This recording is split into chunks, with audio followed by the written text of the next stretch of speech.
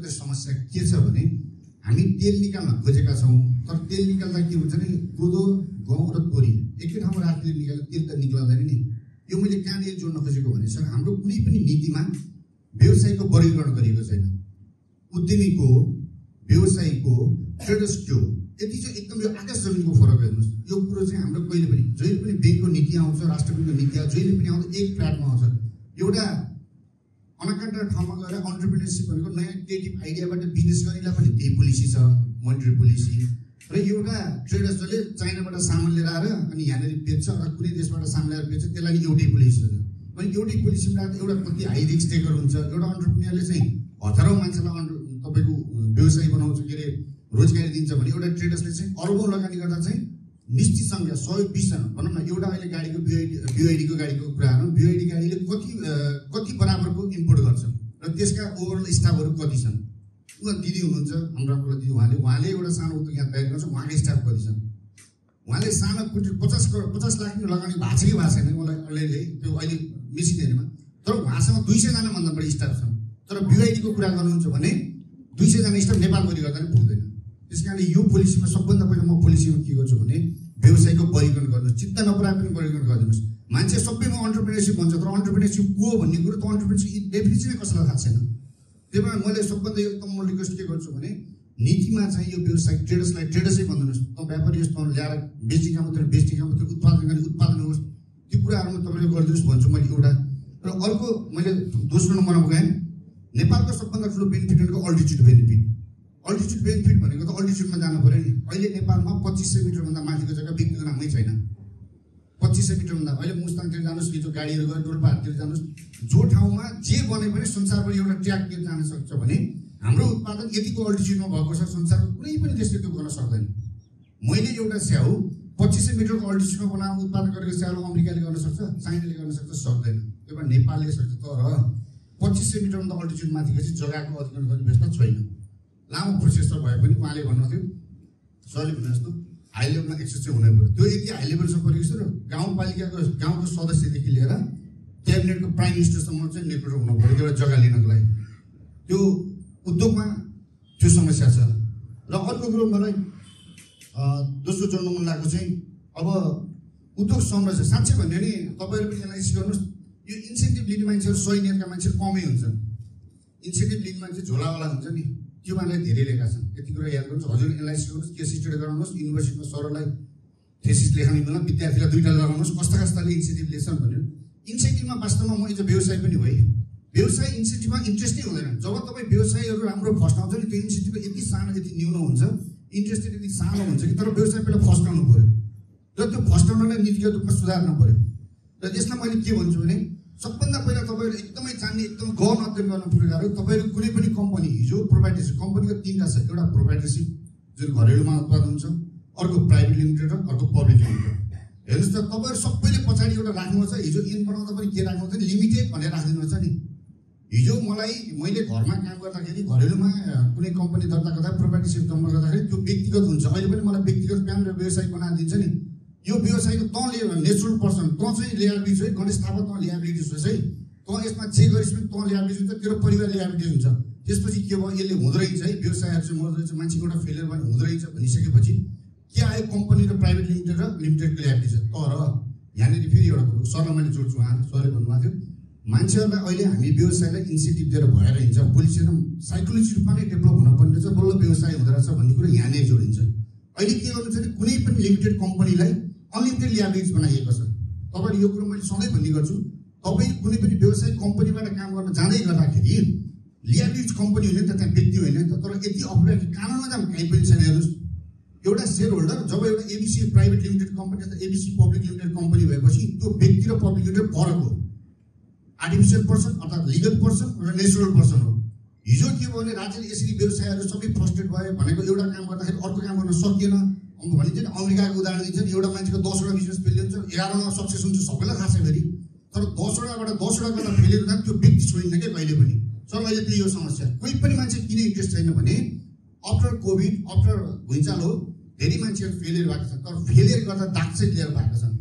ब्याङ्कले आफ्नो व्यवसाय गर्नु, एउटा पब्लिक लिमिटेड कम्पनी पनि ब्याङ्क सरह हो, एउटा तपाईँ हामी व्यवसाय सरह हो। त्यो ब्याङ्कले आफूलाई बनाउनलाई उसलाई ब्ल्याकलिस्ट गरिदिन्छ।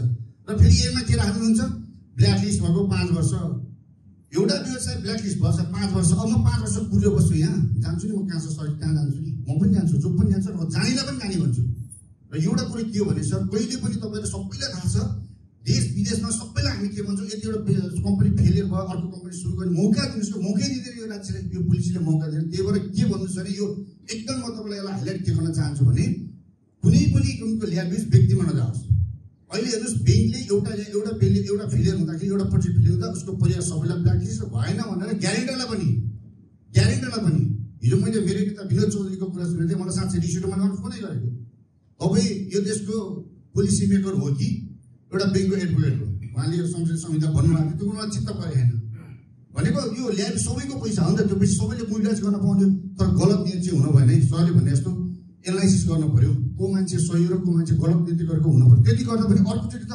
ट्राई एगेन त गर्ने मौका त पाउनु पर्यो नि तर अहिले एउटा फेलियर भयो भने सर कुनै पनि मान्छे दोस्रो विश्वास गर्न पाउने न पुलिसले छ हरेक ठाउँमा छ हरेक ठाउँमा त्यो छ कि तपाईँ ब्ल्याकलिस्टमा यति वर्ष हुनु पर्यो त्यो भएपछि मान्छे गर्ने छैन त्यस कारणले म के भन्छु भने लिमिटेड ल्याबलेसलाई लिमिटेडमै राखिदिनुहोस् अनलिमिटेड ल्याब राख्नुहोस् त्यो एकदम मेन्सन गरिदिनु होला लिमिटेड ल्याबले अनलिमिटेड नबनाइदिनुहोस् र अर्को कुरो एफटिआईतिर जाउँ एफटिआईमा सर यो हजुरको पनि पेल भएको एफटिआईमा हाम्रो 20 मिलियन भनेको छ 20 मिलियन भनेको 2 करोड लिएर व्यवसाय गरेर बस्छ होइन तर त्यो पनि एउटा अमाउन्ट हो तर त्यसमा अलिकति मैले त्यसलाई अलिकति क्रिटिसाइज के गर्न खोजेको भने सर कहिले 20 मिलियन ल्याउँछ सर तर कहिले के गर्न सक्छ भने थोरै पैसा ल्याएर अर्को 20 मिलियन पछि व्यवसायबाट ल्याउन सक्छ नि जस्तो उदाहरण एउटा ट्राभल एजेन्सी खोल्न पर्यो हामी के भन्छ भने एउटा इन्ट्रेस्ट ग्रुप हुन्छ कि जहिले पनि त्यो घुम्ने चाहिँ इन्ट्रेस्ट मैले अब ट्राभल अब एकचोटि होटल रेस्टुरेन्टमा पनि सबैलाई खोल्न दिएको थियो अनि चाइनिजहरू धेरै आएर रेस्टुरेन्ट बन्द गरिदियो तर रेस्टुरेन्ट बन्द गर्दाखेरि सिलिङ आयो 20 मिलियन अब एउटा ट्राभल एजेन्सी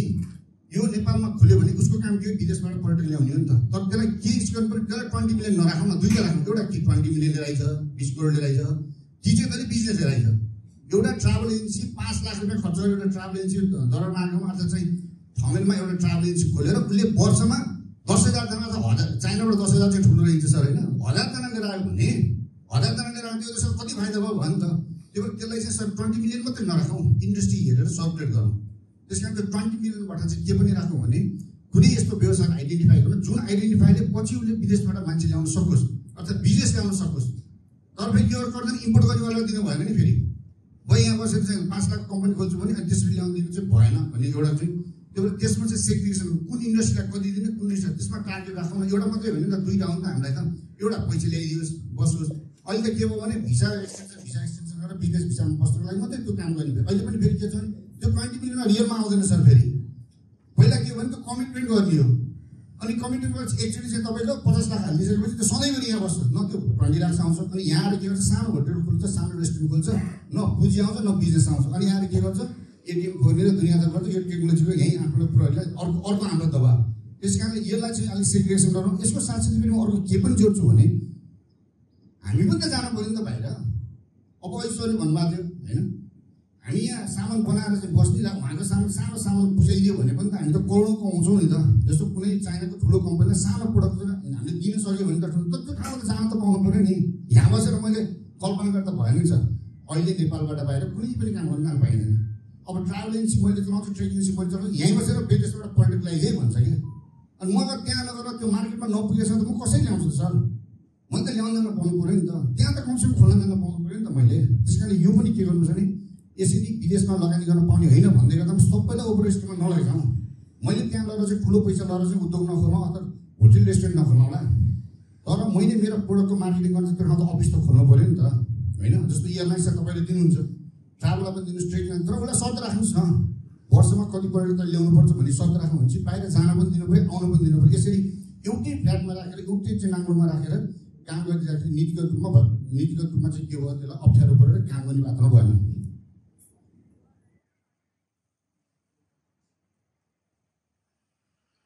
अर्को कुरो चाहिँ म सबै यो अर्को एउटा ध्यान आकर्षण गराएँ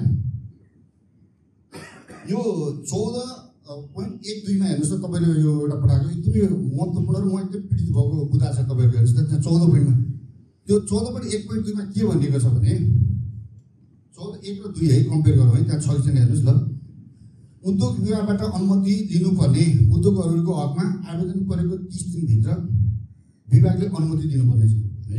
भाषा चाहिँ यताउता दिनुपर्ने छ, नदियो भने कारण खुलाएर पत्र लेख्नुपर्ने छ भन्ने छ। त्यसको अर्को तलपट्टि पनि फेरि हेर्नुहोस् है, तलपट्टि पनि छ एउटा, त्यसमा के भनेको छ भने त्यसको थिम चाहिँ त्यसमा त्यो 2 मा चाहिँ के भने 14(1)(2) मा चाहिँ त्यो भन्छ, 2(3) मा चाहिँ के भनेको छ, यदि अनुमति लिएको हकमा लेनदेन लियो र तोकिएको समयभित्र उद्योग सुरु गरेन भने त्यो अनुमति खारेज गरिन्छ हैन सर। के हैन यो दुईटा कस्तो इन्ट्रेस्टिङ कुरा के छ। माथि चाहिँ अनुमति दिएर चिठी दिए हुने भन्ने कुरो, म रेस्पोन्सिबिलिटी कुरा आउँदैछु, गुड गभर्नेन्सको कुरा आउँदैछु है। तल चाहिँ म व्यवसायकोमा आएँ अब म व्यवसायले चाहिँ टाइममा काम गरेन भने मेरो पेनाल्टी भइसक्यो, त्यहाँ क्लियरै भयो तपाईँहरूको, पोलिसीमै डिक्लेयर भयो, एनमै डिक्लेयर भयो। तर माथि गएर कम्पनीमा दिएको कुरा जुन अनुमति दिएन भन्ने कुरा, अनुमति दिएर त्यो चिठी दिएन भने के हुन्छ भन्ने कुरा चाहिँ भनिदिए भन्दैन के सर। त्यसरी प्रोटेक्टिभ हुनु भएन। हजुर आज सहसचिव हुनुहुन्छ, भोलि त्यो ठाउँमा त भोलि अरू जान छ, भोलि अर्को जान, त्यो म एकदम पीडित छु क्या त्यो कुरा। मैले उद्योगलाई दर्ता गर्दैछु सर, मलाई चिठी पनि आएको छैन, मैले त्यो अनुमति पनि पाएको छैन, त्यसको कारण पनि पाएको छैन कि। तर उहाँलाई त्यो कारबाही गर्ने व्यवस्थै छैन कि। उहाँलाई त समुद्री ठाउँमा बसेको जिम्मेवारीमा त्यो इक्वेलिटी हुनु पऱ्यो, समानता हुनु पऱ्यो त्यो एनमा पनि। त्यस कारण यो एनमा हजुरले के गरिदिनु पऱ्यो भने यदि त्यो पत्र दिएन भने सम्बन्धित कसले हो त्यो जिम्मेवारी, त्यसलाई के कारबाही हुन्छ। जस्तो मैले 2 वर्षमा उद्योग सुचारू गर्ने मेरो खारेज भयो भने त्योमा एउटा व्यवस्था त हुनु पऱ्यो नि सर। त्यस कारण यो अलिकति डिस्काउन्टिङ हो कि व्यवसायले एउटा कमसेकम हिसाबबाट फरक हो कि भन्ने कुराहरूलाई चाहिँ त्यो गर्नु पऱ्यो। अनि यो कम्पनी रजिस्ट्रेसनको लागि चाहिँ सर यो नीतिगतमा यहाँ पनि मैले हेरेँ, कम्पनी रजिस्ट्रेसनलाई किन कम्पनी कार्यालय जानुपर्छ अहिले पनि मैले कुरो बुझ्दिनँ सर। कुरो त छ, तर अहिले मैले अध्यावधि गर्न त्यहाँ जानु पऱ्यो, अध्यावधिको लिनलाई क्या सर, त्यो पेस गर्नुलाई होइन, त्यो जुन अध्यावधिक पत्र लिन जान्छ त्यो अध्यावधिक पत्र त्यही जानुपर्छ, मलाई इमेलबाट आउँदैन। इभन कर कार्यालयमा ट्याक्स पनि तपाईँले फाइल सबमिट गर्नुभयो, एकजना मान्छे रिपिटेड हुनु पऱ्यो क्या त्यहाँनिर। तपाईँ इमेलबाट पठाइदिनुहोस् न, रेस्पोन्स गर्नुहोस् न, तपाईँको डाटाबेस बनाउनुहोस्, डाटाबेसबाट पठाउनुहोस्। मलाई के डकुमेन्ट पुगेन भने मेरो उहाँको अनुहार किन देखाउनु पऱ्यो, मैले लिगल्ली लेखेर कुरा गरौँ न, लेखेर दिँदा कुरा रेस्पोन्सिबल हुन्छ नि त। मैले कम्पनी कार्यालयमा कुनै डकुमेन्ट बुझाएर पुग्दैन पनि, नपुगेपछि उहाँले मलाई इमेलबाट पठाउनु, त्यो सिस्टमबाट पठाउनु पऱ्यो कि। हाम्रो त डाटाबेस त्यहाँनिर छ नि त, ड्यासबोर्ड छ नि त, ड्यासबोर्डबाट जानुहोस्। त्यस कारण यो कुरालाई पनि मैले हजुरलाई जोड्न चाहेँ। खानीजन्य कुरामा त सर अब यो नीतिगत रूपमा यो नेपालमा सबभन्दा पहिला ढुङ्गाबाट घर बन्छ, ढुङ्गा पनि डेकोरेसन सामान हो भने पोखराले चिनाएको, जुन ठाउँ चिनाइएको छ आज त्यो ठाउँ बन्द छ, एकापले त्यो बन्द गरिदिएको छ। अब यो यति ठुलो खानी छ, जस्तो अहिले हामीले एउटा ठुलो प्रोजेक्टहरू सुरु गर्दैछौँ पर्यटनबाट एउटा सुरु, तपाईँको एकाभित्र बनाएर एकै पनि लान पनि गाह्रो क्या, अरू ठाउँ लान पनि एकैमा खनेर त्यही प्रयोग गर्न पनि गाह्रो बनाइसकेको छ। त्यस कारण यो कुरामा चाहिँ त अब नीतिगत ठुलो कुरा यसमा के छ त्यो गर्नु पऱ्यो होइन।